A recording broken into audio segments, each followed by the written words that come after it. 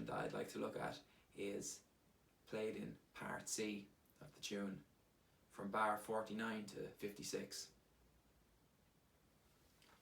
You'll hear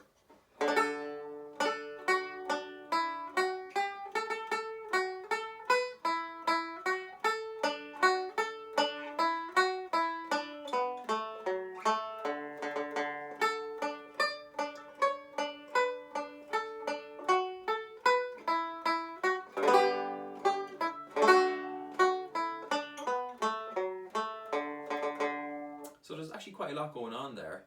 I wanted to add this variation in where I'm using the pivot note,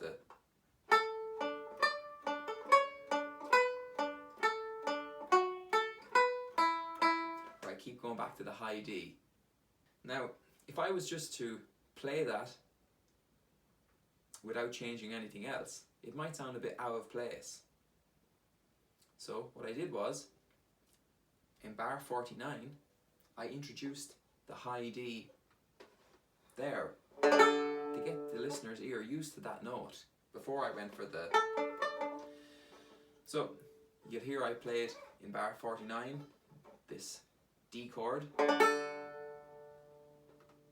I brought in this high D note, like I said, for the listener to get used to that sound.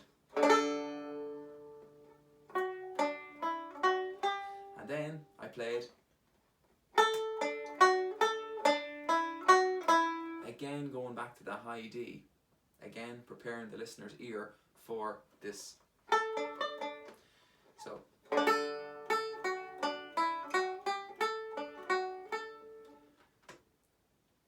another thing that you have to get used to doing is playing up in this third position.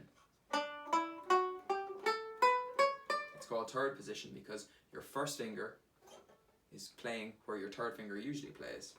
We're using this four-fingered closed position scale. So I'm using my four fingers, and it's in a closed position because there's no open notes. The great thing about these scales are, once you've learned how to play them, you can move them around the fretboard and play in different keys. So we're on the 5th fret with the first finger, 7th fret with the middle finger, 9th fret with the third finger, and then 10th fret with your 4th finger, and then you do the same on the string below it.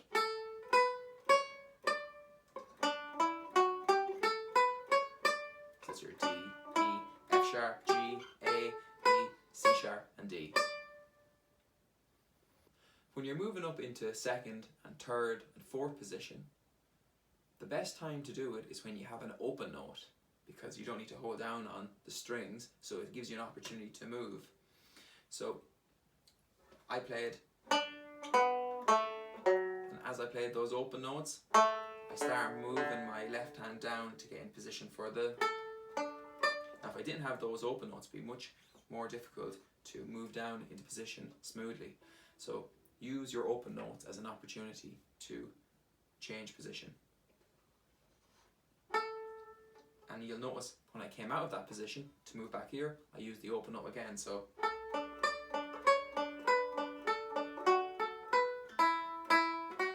to get me back into first position.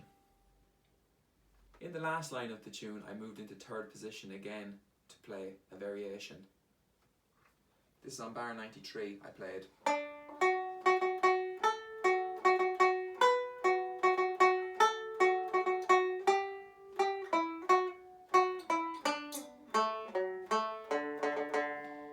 If I was to play that variation in first position, it would be quite awkward on the left hand. So it would sound like...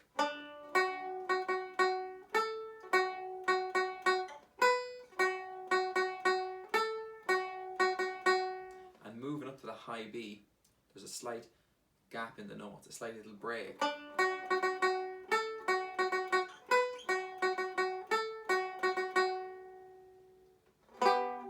So by moving down here into third position and using this four-fingered closed scale, I was able to play that variation much more smoothly. So.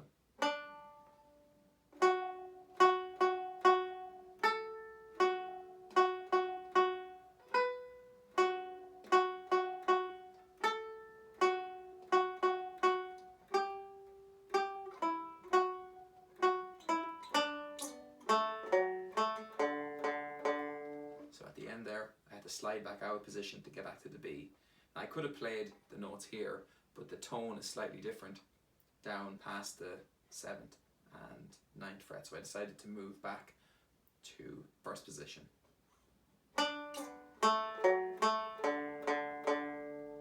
And using that slide from the high D to the B creates an ornament in itself. So that last part is, so I played a downward pick on the D, tied that one with the B, and then I'm playing a downward pick on the A. So down on high D, not picking the B note. You could, but I didn't. So I tied those two notes together.